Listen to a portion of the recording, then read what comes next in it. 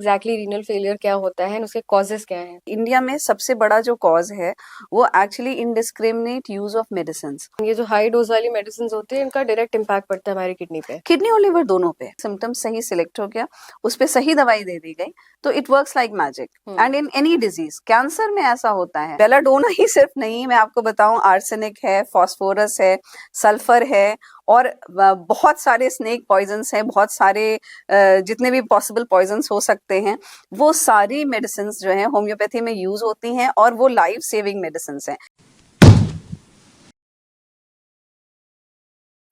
नमस्कार, आदाब। मैं हूं इशिता सिंह और आप देख रहे हैं BFC। और आपका फिर से एक बार स्वागत है हमारे शो में, जहां हर कदम हर सोच में शामिल हैं हम, जनहित में जारी हैं हम। आज हम एक इम्पॉर्टेंट मुद्दे पे बात करने वाले हैं जो हेल्थ केयर की फील्ड में अक्सर एक डिबेट का टॉपिक रहा है। मैं बात कर रही हूँ होम्योपैथी की और क्रोनिक डिजीजेस में उनकी ट्रीटमेंट में उसके रोल की। जो होम्योपैथी होता है वो जो मॉडर्न मेडिसिन है उससे थोड़ा एक डिफरेंट अप्रोच पे काम करता है, एक डिफरेंट फिलॉसफी फॉलो करता है।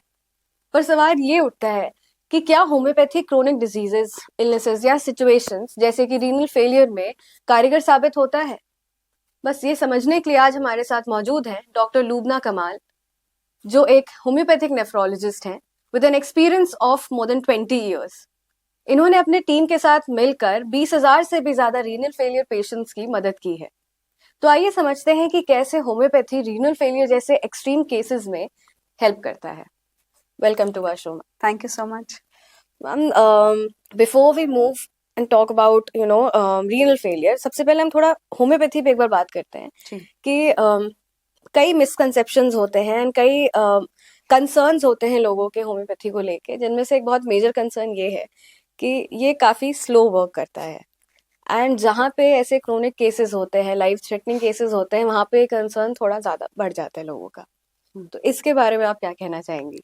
जी, ऐसा है कि ये एक मिसकंसेप्शन है, ये बहुत ही मिसलीडिंग है, क्योंकि ऐसा नहीं है। होम्योपैथी बहुत जल्दी काम करती है, मगर जो बीमारी एक्चुअली जिस तरह से आती है, जैसे अक्यूट बीमारियां जो होती हैं, जैसे कि वायरल फीवर है या सर्दी जुकाम है, खांसी है, तो वो जिस तरह से आती हैं 2-3 दिन में, वैसे ही 2-3 दिन में वो ठीक भी हो जाती हैं।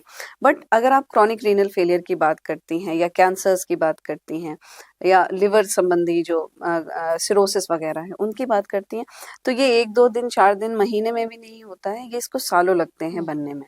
तो इसलिए इसमें आप कह सकते हैं कि स्लो है, क्योंकि जो चीज़ सालों में आई है उसको थोड़ा वक्त लगता है जाने में, उसको थोड़ा वक्त लगता है ठीक होने में।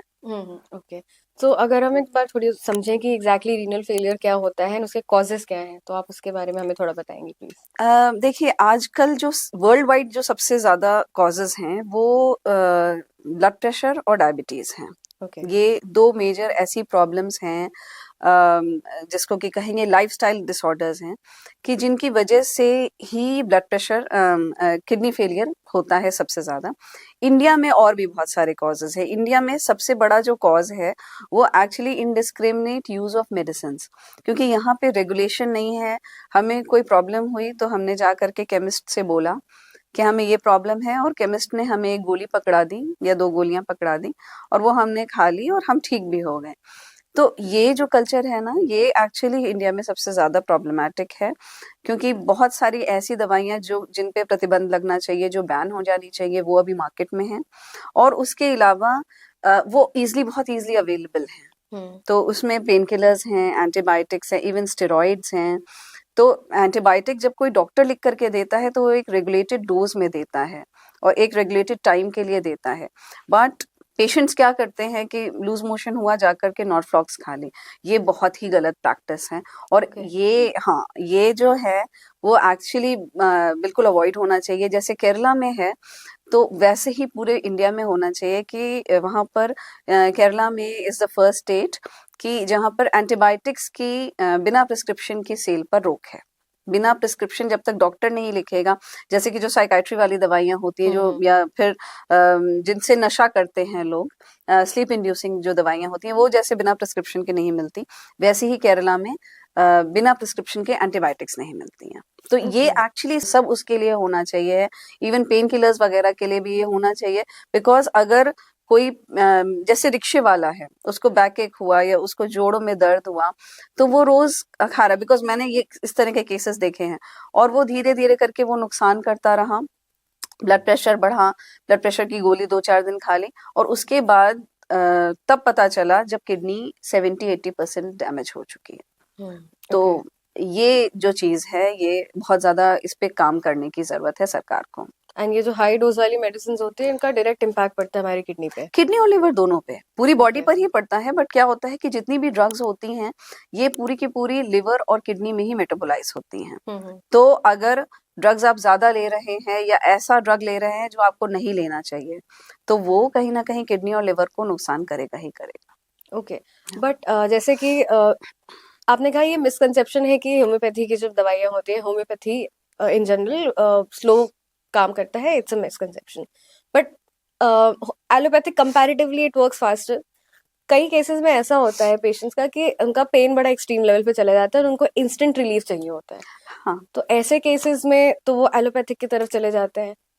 देखिए, उसमें भी ये है कि अगर किसी अच्छे डॉक्टर के पास से जाकर के होम्योपैथिक दवाई ली है, तो डेफिनेटली चाहे जितना सिवियर पेन हो, चाहे जितना भी सिवियर कंडीशन हो, उसमें रिलीफ मिलेगा ही मिलेगा।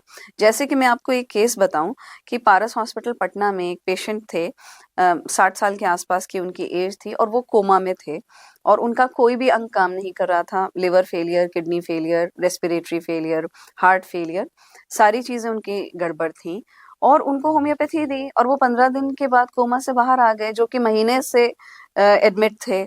और उसके बाद वो इतने ठीक हो गए कि हमारी पटना में उस समय क्लिनिक थी, तो वो हमसे फर्स्ट फ्लोर पे मिलने के लिए आए। सो इस तरह के चमत्कार भी होते हैं। बस सिम्टम सिमिलैरिटी की बात होती है कि अगर सिम्टम सही सिलेक्ट हो गया, उस पर सही दवाई दे दी गई, तो it works like magic. And in any disease, cancer में ऐसा होता है कि टर्मिनल कैंसर के मेरे पास केसेस थे, और बहुत सारे और होम्योपैथिक डॉक्टर्स भी उसको ट्रीट कर रहे हैं, कि जो एंड स्टेज था, जहाँ पे डॉक्टर्स ने हाथ जोड़ लिए कि अब इनको घर ले जाइए, कुछ नहीं हो सकता है। और वहां पर भी मतलब जिसका 1 महीना या 2 महीना लाइफ बताया था डॉक्टर ने, वो 1-2 साल चले, और बिना हॉस्पिटल गए, बिना बहुत एक्सेसिव मेडिकेशन के बिना गए। तो इस तरह से भी बहुत सारे होते हैं। मतलब वो एक्चुअली हर एक बीमारी में अलग अलग रिस्पॉन्स होता है, और उससे भी ज्यादा इम्पोर्टेंट ये होता है कि दवाई सही सिलेक्ट होनी चाहिए। वो एक होम्योपैथिक डॉक्टर की स्किल होती है 100%। आई थिंक वो इसीलिए आपने कहा ना कि प्रिस्क्रिप्शन के बिना दवाइयाँ ना लें। एग्जैक्टली। ओके, सो एक बार हम होम्योपैथी की जो एक मेडिसिनल कंसंट्रेशन होता है या फिर जो कंपोनेंट्स होते हैं, उसमें एक एलिमेंट होता है, उस पर अगर बात करें, so it's I am talking about belladonna. So belladonna is a known poison, and ये होम्योपैथी में ट्रीटमेंट की तरह यूज किया जाता है, एज मेडिसिन यूज करते हैं इसको। तो यहाँ पे रीजन क्या है? मतलब इज इट समथिंग कि जहर जहर को काटता है, या फिर there is more to it? Exactly. अगर आपने महाभारत के बारे में सुना है, जाना है, तो भीम को एक बार पॉइजन कर दिया गया था। मतलब उनके जो फ्रेंड्स थे या कजन्स थे, उन्होंने पॉइजन करके और नदी में डाल दिया था, और उसके बाद वहां पर एक पॉइजनस स्नेक ने आकर के भीम को डसा था, और उसके बाद वो ठीक हो गए थे और बाहर आ गए थे। तो एक्चुअली वही प्रिंसिपल है कि सिमिलर क्योर्स सिमिलर। और बेलाडोना ही सिर्फ नहीं, मैं आपको बताऊं, आर्सेनिक है, फास्फोरस है, सल्फर है, और बहुत सारे स्नेक पॉइजन्स हैं, बहुत सारे जितने भी पॉसिबल पॉइजन्स हो सकते हैं, वो सारी मेडिसिन जो हैं होम्योपैथी में यूज होती हैं, और वो लाइफ सेविंग मेडिसिन हैं। It's not just belladonna, but और बहुत सारी इस तरह की प्लांट्स हैं, और मिनरल्स हैं, और एनिमल पॉइजन्स हैं, जो कि होम्योपैथी में यूज होता है। ओके, सो मतलब इसके पीछे रीजन क्या है? मतलब जैसे कि कंपोनेंट्स की अगर हम बात करें, तो यूजुअली जो सारा डिबेट होता है, जो सारी प्रॉब्लम होती है, वो यही होता है कि इसमें ये जो कंपोनेंट यूज हो रहा है मेडिसिन में, ये ठीक नहीं है, या इट कुड बी हार्मफुल। सो क्या यहाँ पे ऐसा कुछ नहीं है? हाँ, तो एक्चुअली होम्योपैथी में क्या होता है कि इतना अल्ट्रा डाइल्यूटेड होती है मेडिसिन, जो मेडिसिन का जो डोज है, जैसे मेरी क्लिनिक का नाम नैनो होम्योपैथी है। नैनो इसलिए है क्योंकि वो बियॉन्ड नैनो है, 10⁻⁻⁹ के भी बियॉन्ड है होम्योपैथी। अल्ट्रा डाइल्यूटेड है, उसके अलावा ये कि वो एनर्जाइज मेडिसिन होती हैं, पोटेंटाइज मेडिसिन होती हैं। तो उनसे क्या होता है कि वही जो जहर है वो जब अल्ट्रा डाइल्यूट कर देते हैं और पोटेंटाइज कर देते हैं तो उसकी मेडिसिनल प्रॉपर्टीज इन्हांस हो जाती हैं और उसके बाद वही जो पॉइजन है वही मेडिसिन का काम करने लगता है। अच्छा, ओके। सो अगर हम ऐसे केसेस की बात करें कि जहाँ पे जब रीनल फेलियर होता है या फिर उससे थोड़ा पहले किडनी में आपके जब आप डॉक्टर के पास जा रहे हो और आपकी किडनी में प्रॉब्लम्स डिटेक्ट हो गई है, तो यहाँ पे एक चीज बोली जाती है कि डायलिसिस करो। सो व्हाट इफ, मतलब क्या डायलिसिस ही इकलौता तरीका है उसको ट्रीट करने का, या होम्योपैथी भी वहाँ पे कुछ हेल्प करता है? नहीं, डायलिसिस देखिए, मॉडर्न मेडिसिन में डेफिनेटली डायलिसिस और ट्रांसप्लांट दो ही ऑप्शंस हैं। बट होम्योपैथी में किसी भी स्टेज पर पेशेंट आता है, चाहे वो फर्स्ट स्टेज पर आए, चाहे वो लास्ट स्टेज पर आए, और चाहे वो ट्रांसप्लांट करवा करके आए, जिसका ट्रांसप्लांट रिजेक्ट हो गया और जिसको कि दूसरा ग्राफ्ट बता दिया, या 2 बार ट्रांसप्लांट रिजेक्ट हो गया और तीसरा ग्राफ्ट बता दिया कि डॉक्टर्स ने अब तीसरी किडनी लगेगी, तो ऐसे भी पेशेंट्स हमारे पास हैं जिनको कि बहुत ज्यादा इंप्रूवमेंट हुआ है। तो डायलिसिस, जैसे अब फर्स्ट स्टेज का पेशेंट है तो होम्योपैथी से वो फर्स्ट स्टेज पे पूरी जिंदगी रोका जा सकता है। या जैसे पेशेंट है, डायलिसिस हो रहा है और वो 2 बार उसका हफ्ते में या 3 बार डायलिसिस हो रहा है, तो डेफिनेटली उसकी फ्रीक्वेंसी को कम किया जा सकता है। हफ्ते में 1 बार किया जा सकता है या 10 दिन में 1 बार किया जा सकता है। और डायलिसिस बहुत सारे ऐसे पेशेंट्स हैं कि जिनका डायलिसिस बंद भी हो गया है। अभी अगर हम ट्रांसप्लांट की बात करें तो बहुत सारे इस तरह के पेशेंट्स होते हैं कि जिनमें ग्राफ्ट मैच नहीं होता है, या जिनके घर में ऐसा कोई नहीं है कि जो किडनी दे सकता हो, या फिर ऐसे भी पेशेंट्स होते हैं कि जिनके के पेरेंट्स हैं तो वो उनकी किडनी मतलब 70 ईयर का अगर कोई बुजुर्ग हैं या 65 या 60 ईयर्स के भी हैं तो उनकी किडनी लगाने से कोई फायदा नहीं है, क्योंकि वो उतना एफिशिएंटली काम नहीं कर सकती है। जितना यंग डोनर होता है उतना ज्यादा अच्छा होता है। तो अब अगर किसी को डोनर मिल ही नहीं रहा है और उसकी कंडीशन बहुत खराब है, गंभीर है, तो फिर ऐसे केसेस में होम्योपैथी बहुत ही अच्छा काम करती है कि वो ट्रांसप्लांट को उससे रोका जा सकता है। देखिए, जिसके पास पैसे हैं और जिसका इजीली ट्रांसप्लांट हो सकता है और जिसमें कॉजेशन का पता है, उसमें तो ट्रांसप्लांट सक्सेसफुल होता है। बट जहाँ पे कॉज नहीं पता होता है या जहाँ पे ऑटो इम्यून बीमारी होती है या जिसको ग्राफ्ट मिल ही नहीं रहा है, तो ऐसे केसेस में होम्योपैथी इज वेरी यूजफुल। उसके अलावा जिनका ट्रांसप्लांट रिजेक्ट भी हो गया है और दोबारा वो नहीं करवा सकते हैं, तो उनके केसेस में भी बहुत यूजफुल होता है होम्योपैथी ट्रीटमेंट। ओके, सो इसको हम अगर हम 2 पार्ट्स में एक बार डिवाइड करके बात करते हैं कि पहले ये समझते हैं कि कैसे होम्योपैथी डायलिसिस को कम कर सकता है, रिड्यूस कर सकता है, या फिर अगर वो नहीं वर्क कर रहा है तो उसमें होम्योपैथी कैसे कैसे वर्क कर रही है, मतलब कर रही है वर्क, दैट तो वी नो, बट हाउ? हाँ, तो आप लोगों ने सभी ने, मुझे लगता है कि स्टेम सेल्स का नाम सुना होगा। स्टेम सेल्स बड़ा पॉपुलर आजकल कॉन्सेप्ट है। सो ह्यूमन बॉडी में क्या होता है, सर से पैर तक एडल्ट स्टेम सेल्स हर पार्ट में होते हैं, हर बॉडी के हर हिस्से में होते हैं। तो होम्योपैथी क्या करती है, क्योंकि ये एक नेचुरल होलिस्टिक मेडिसिन होती है, होलिस्टिक साइंस है, तो ये क्या करती है ना कि इम्यूनिटी पे काम करती है, इम्यूनोमॉड्यूलेशन पे काम करती है।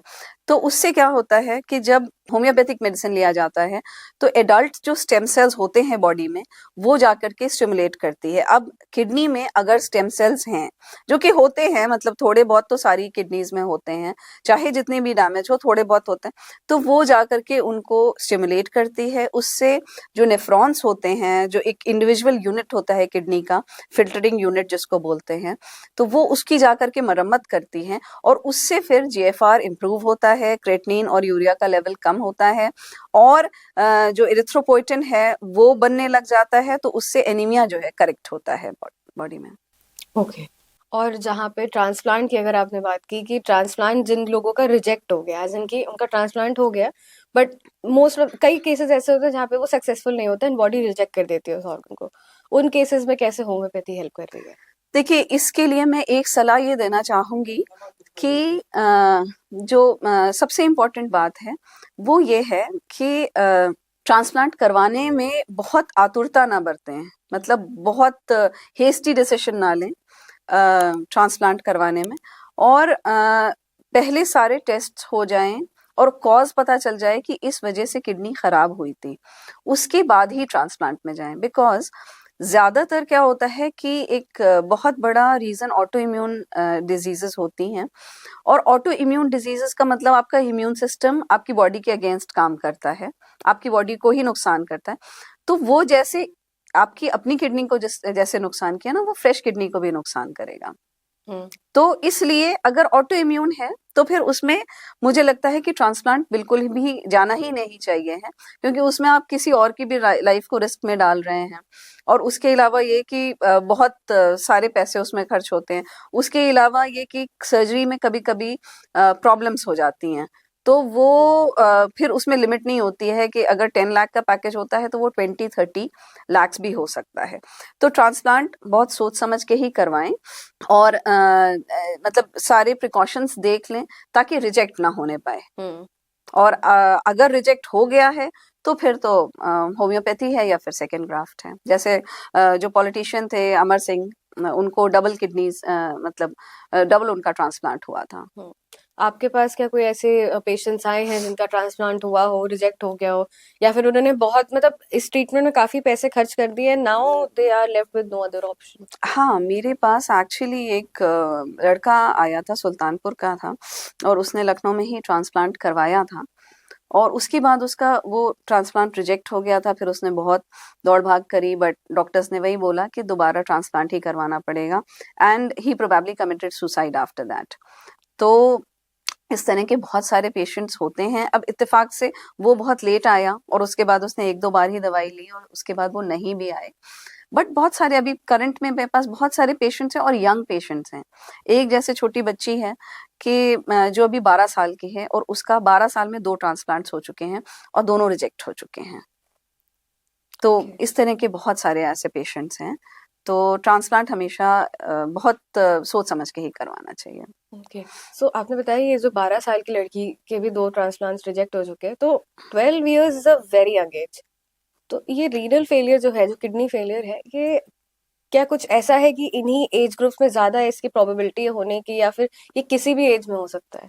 देखिए, आजकल तो कोई एज नहीं है, आजकल कोई भी एज नहीं है जिसमें कि ये कहा जाए कि ये पर्टिकुलर एज है, बिकॉज आजकल छोटे छोटे बच्चों को भी हो रहा है। और बच्चों में जो सबसे बड़े 2 कॉजेज हैं, वो एक यूरिया वाला दूध है, और दूसरा जो है वो मेडिसिन्स हैं। सर्दी जुकाम बुखार हुआ, और बच्चे को रिलीफ के लिए तुरंत दवाई दे दी गई, एलोपैथिक जो दवाइयाँ होती हैं, वो अगर ट्रेन डॉक्टर ने नहीं दी है, अगर रजिस्टर्ड मेडिकल प्रैक्टिशनर ने नहीं दी है, तो अक्सर वो बहुत हाई डोजेस दे देते हैं, कभी कभी स्टेरॉइड्स मिला करके दे देते हैं। उससे नेफ्रोटिक सिंड्रोम बच्चों में हो जाता है, which ultimately leads to renal failure, kidney failure. Okay, it's actually मतलब वेरी इंपॉर्टेंट कि हम मतलब ध्यान दें अपने किडनी का। हाँ, ये जो बच्ची जिसके मैंने बताया, तो ये 6-8 महीने की ही थी तभी इसको। इतने हाँ, यंग एज पे? हाँ, इतने यंग एज पे जी। ओके, सो जैसे प्रॉब्लम्स है, मतलब वी नो कि ये प्रॉब्लम है, अगर हम इसको इशू करना चाहिए, एक होता है कि प्रिकॉशन या prevention is better than cure. तो अगर हम अपनी किडनी के बारे में बात करें कि उसको हम ये प्रॉब्लम्स आने से पहले ही उसको रोक दे, तो how should we take care of our kidney health, या फिर हमारे ओवरऑल जो हेल्थ है उस पे किडनी कैसे इम्पैक्ट करता है, और उसके लिए हमें किडनी का ध्यान हाँ कैसे जी, रखना चाहिए? देखिए 60 प्लस जो लोग हैं, उनको साल में 2 बार कम से कम फुल बॉडी चेकअप कराना चाहिए है। किसी भी तरह के बॉडी में चेंजेस हो रहे हैं तो वो उसमें आ जाते हैं। जो 50 प्लस लोग हैं, या जो इवन 40 प्लस हैं, उनको साल में 1 बार इस तरह का चेकअप ज़रूर करवाना चाहिए। और महीने में मैं 1 बार कहूँगी कि, या 3 महीने में, जिन लोगों को ब्लड प्रेशर नहीं भी है, वो ब्लड प्रेशर ज़रूर अपना रेगुलरली चेक करवाएं, क्योंकि आजकल का जो जंक फूड के एरा में जो हम लोग रह रहे हैं, तो वो एक बहुत बड़ा रीज़न है किडनी और लिवर की प्रॉब्लम्स का, और ब्लड प्रेशर और डायबिटीज़ कॉज करने का। तो और सभी लोग कुछ ना कुछ थोड़ा बहुत बाहर का खाते ही हैं, तो वो कब आपको ब्लड प्रेशर कॉज कर देगा और ब्लड प्रेशर आपका कब बढ़ जाएगा, you will not know unless आप चेक कराएं। तो वो एक बहुत ही बड़ा, मतलब 20 प्लस हो लोग तो भी आप कभी कभी करवा लीजिए, बीच बीच में कभी भी करवा लीजिए। मेरे पास एक पेशेंट आया था, वो 26 ईयर्स के थे, और लखीमपुर के थे, और वो अपनी वाइफ के साथ शादी के बाद बस लखनऊ घूमने के लिए आए थे। सर में दर्द रहता था, तो सिंपल हेडेक के लिए हमारे पास आए थे दवाई लेने के लिए। उनका जब ब्लड प्रेशर चेक किया, तो वो 250/150 था, जो कि बहुत वेरी ही, हाई, वेरी हाई। हाँ, it was Indeed very high. तो मगर पेशेंट को एक भी सिम्टम नहीं था, एक भी कंप्लेंट नहीं थी, कुछ भी नहीं था।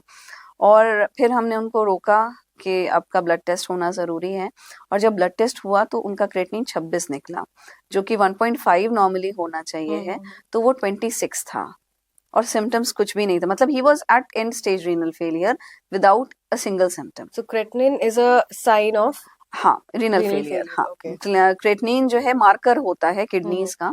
क्रेटिनिन अगर बढ़ा हुआ है तो इसका मतलब ये कि किडनी कॉम्प्रोमाइज्ड है, किडनी का फंक्शन। और अगर क्रेटिनिन 1.5 जो कि नॉर्मल रेंज होती है, 1.6 या 1.7 भी है 3 महीने से ज्यादा, अगर इतना भी रहा है तो 70% किडनीज डैमेज्ड हैं। ओके। फर्स्ट सिम्टम जो आता है या पहली बार जो पता चलता है, वो तब पता चलता है जब 70% किडनी डैमेज हो चुकी होती है। और ये सिम्टम्स क्या होते हैं? अगर one has to be very careful about these symptoms, तो ये क्या होता है अब exactly? बहुत ही माइल्ड सिम्टम्स होते हैं, भूख ना लगना, एनर्जी लेवल का कम होना, थकान फील होना, या खून ना बनना।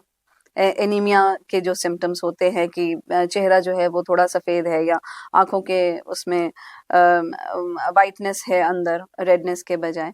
तो ये सिंपल होते हैं, या उल्टी मिचली हो सकती है, या सूजन हो सकती है, यूरिन में कुछ चेंजेस हो सकते हैं। अगर इनमें से कोई भी सिम्टम है और ब्लड प्रेशर गड़बड़ है, तो फिर तुरंत अलर्ट हो जाना चाहिए। ओके। और ऐसे केसेस में क्या कर सकते हैं जहाँ पे वो आपने बताया ना कि ये जो लोग लखनऊ घूमने आए थे, ये ही was just 26 year old. Hmm अब इनको कोई भी सिम्टम्स नहीं थे, इनको कोई आइडिया नहीं था, और एकदम ही एंड स्टेज पे डिटेक्ट हुआ। हम्म। अब ऐसे केसेस में what's the last resort? How can you, अगर अगर कोई भी एक ऑप्शन है बचने का, खुद को बचाने का, तो क्या हाँ, कर सकते हैं? तो अगर उस स्टेज पे पेशेंट आया है तो फिर बाकी उसकी सारी चीज़ों को मैनेज करना पड़ता है, बिकॉज सिर्फ क्रेटिनिन नहीं गड़बड़ होगा, यूरिया भी गड़बड़ होगा। तो खाने पीने में कुछ उनको चेंजेस बताए जाते हैं, जैसे कि हाई प्रोटीन वाली चीज़ें रिस्ट्रिक्ट की जाती हैं, पानी थोड़ा कम बताया जाता है कि पानी आप बहुत ज़्यादा नहीं पी सकते हैं। और बाकी ये है कि अगर ब्लड प्रेशर है, मतलब कॉज पहले तो आपको पता करना पड़ेगा कि अगर इतना ज़्यादा क्रेटिनिन है या कोई भी रीनल फेलियर में है तो उसका कॉज क्या है, और कॉज को पहले रिमूव करना पड़ेगा। जैसे कि डायबिटीज़ है या ब्लड प्रेशर है तो उसको सबसे पहले कंट्रोल करना। अगर किसी की पेन किलर्स और एंटीबायोटिक्स की वजह से हुआ है तो उसको रिस्ट्रिक्ट करना कि आगे से वो ना खाएं। उसके अलावा खाने पीने में सुधार करना। बाकी अगर सर से पैर तक कोई और भी प्रॉब्लम्स हैं, जैसे कि कैल्शियम है, फास्फोरस है, और ये आयरन है, तो ये सारा मेटाबॉलिज्म जो है गड़बड़ हो जाता है किडनी की प्रॉब्लम की वजह से, तो वो सारा करेक्शन करना। उसके अलावा वो होम्योपैथी तो ले ही सकते हैं अगर डायलिसिस की ज़रूरत नहीं है तो।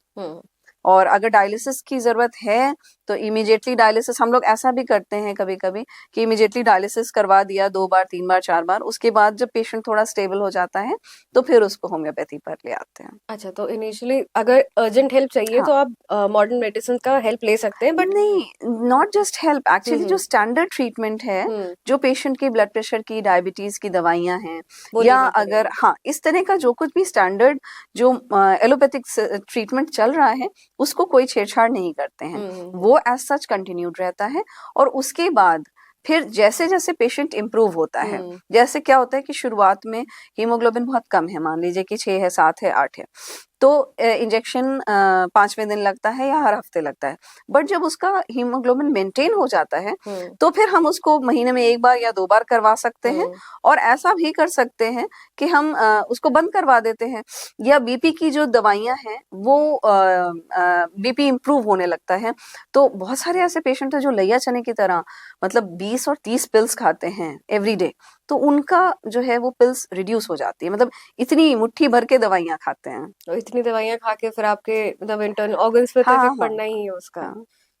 ये तो हमने बात एक्चुअली कर ली कि कैसे लेट डायग्नोस किडनी प्रॉब्लम्स होती है, तो उसमें हेल्प कर सकता है, मतलब थोड़ा टाइम लगता है, बट वो वहाँ पे it it does prove effective. देखिए, कोविड ने एक चीज हम लोगों को सिखा दी है बहुत अच्छी, अगर सबने लेसन लिया है तो, जिसने जिसने भी लेसन लिया है, कि आप अपने ऊपर काम करिए, आप अपनी इम्यूनिटी और अपनी वेलनेस पे काम करिए, तो अल्टीमेटली वही होने वाला है कि actually that is only going to help. आप चाहे जितने टेस्ट करवा लीजिए, आप चाहे जितनी दवाइयां खा लीजिए, उस सबसे कोई फायदा नहीं होने वाला है।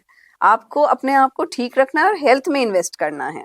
एक्सरसाइज करना है, लाइफस्टाइल मॉडिफिकेशंस करना ही करना है, बिकॉज कोविड एक वेव थी जो कि चली गई, बट आगे भी इस तरह की बहुत सारी प्रॉब्लम्स आ सकती हैं। और जो हम लोग रोज जूझ रहे हैं जिन जिन प्रॉब्लम्स से, मतलब सबकी लाइफ में स्ट्रेस है, सबका खाना पीना गड़बड़ है, मतलब अगर हम चाहें तो भी हमें सही चीजें खाने की नहीं मिलती हैं, तो हम लोगों को अल्टीमेटली हेल्थ पर और अपनी वेलनेस पे काम करना है, इम्यूनिटी को सही करना है, सुधार करना है। एंड आई थिंक किसी भी ट्रीटमेंट में अगर एक बार अपने अपनी लाइफस्टाइल सुधार ली तो वो काफी हेल्प करता है कि उस ट्रीटमेंट को और इफेक्टिव वे में कैरी आउट किया जा सके। Very true. Okay, so one last question, ये जो डिफरेंट मॉडर्न मेडिसिन हैं या फिर डिफरेंट तरीके हैं, there's homeopathy, there's allopathy, there's Ayurvedic, there's यूनानी मेडिसिन, बहुत सारे तरीके हैं। सो सबके अपने अलग अलग फिलोसफीज होते हैं and सबके अपने अपने absolutely. आर्ग्यूमेंट्स होते हैं कि हम ऐसे वर्क करते हैं, हम ऐसे वर्क करते हैं। सो अगर हम फ्यूचर की बात करें कि आगे जाके जहाँ लोगों की लाइफस्टाइल खराबी हो रही है दिन ब दिन और बीमारियां बढ़ती जा रही हैं, प्रॉब्लम्स बढ़ती जा रही हैं, ऐसे में अगर हम इन सारे जो मोड्स हैं, मेथड्स हैं, ट्रीटमेंट्स के जो तरीके हैं, अगर इनका एक इंटीग्रेशन करें, so do you see this integration as the future of modern medicine? Yes, of course, and integration has already started. Lucknow में या ये उत्तर प्रदेश में बहुत सारे ऐसे आयुष हॉस्पिटल्स हैं जहाँ के इस तरह का इंटीग्रेशन ऑलरेडी हो रहा है कि पेशेंट के पास चॉइस होती है या उसको काउंसल किया जाता है कि इस चीज़ का ट्रीटमेंट यूनानी में है, इस चीज़ का अच्छा ट्रीटमेंट होम्योपैथी में है। तो इस तरह का इंटीग्रेशन ऑलरेडी चल रहा है और बहुत सारे और भी हॉस्पिटल्स हैं, कॉर्पोरेट हॉस्पिटल्स, जैसे पहले जो सहारा हॉस्पिटल था उसमें इस तरह का वो था कि आयुर्वेदिक और होम्योपैथी के सेक्शंस थे। तो actually integrative medicine is the future of medicine. But regarding homeopathy मैं एक बात और ऐड यहाँ पे करना चाहूंगी कि actually not because I am homeopath, but homeopathy has least side effects.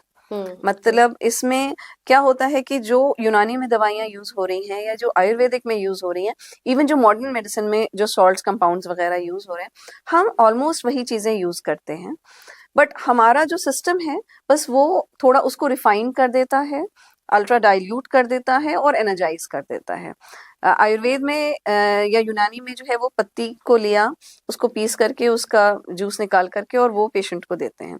हम उसी को पोटेंटाइज करते हैं और अल्ट्रा डाइल्यूट कर देते हैं so that there are no side effects. So homeopathy is going to play a very big role probably in 21st century because in COVID also, COVID के दौरान बहुत सारे हजारों लाखों लोगों की जान जो है वो बची इसकी वजह से, होम्योपैथी की वजह से। Okay, so it was wonderful talking to you doctor Lubna, and काफी कुछ समझ में आया कि कैसे होम्योपैथी भी रीनल फेलियर में काम कर सकता है, बिकॉज अक्सर लोगों के मिसकंसेप्शंस ये होते हैं कि काफी स्लो वर्क करता है, but I think long run की बात करें तो शायद कहीं ना कहीं, क्योंकि इसके साइड इफेक्ट्स कम है जैसे आपने अभी बोला, सो वो हेल्पफुल ज्यादा रहेगा, बिकॉज लॉन्ग टर्म में आपकी ओवरऑल हेल्थ पे वो इम्पैक्ट उसका रहता है हमेशा ही। So thank you for joining us, thank you so much, and I hope आपको भी समझ में आ गया होगा, आपके भी बेसिक फंडे क्लियर हो गए होंगे होम्योपैथी को लेके, एंड कैसे इसका इंटीग्रेशन मॉडर्न मेडिसिन में is the future of medicine. And क्योंकि हमारी लाइफस्टाइल इतनी डिस्टर्ब हो चुकी है आजकल के टाइम में, इट्स नॉट वेरी हेल्दी, तो सबसे पहले तो खुद का ध्यान रखते हैं, अपनी लाइफस्टाइल का ध्यान रखें, एंड इसी से एज अ रिजल्ट आप अपनी किडनी का भी ध्यान रखेंगे, and this will prevent you from having any kidney failures अगर उसके चांसेस है कोई। एंड इट्स वेरी इंपॉर्टेंट कि अपने हेल्थ को प्रायोरिटाइज करें, एंड अगर जरूरत पड़े तो होम्योपैथी का भी उपयोग किया जा सकता है रीनल फेलियर में भी, उसके ट्रीटमेंट में भी। तो दैट्स ऑल फॉर टुडे, बने रहिए हमारे साथ, हम लाते रहेंगे आपके लिए और भी यूजफुल जानकारी, और हम हैं जगत में जारी, and don't forget to like, share and subscribe to our channel.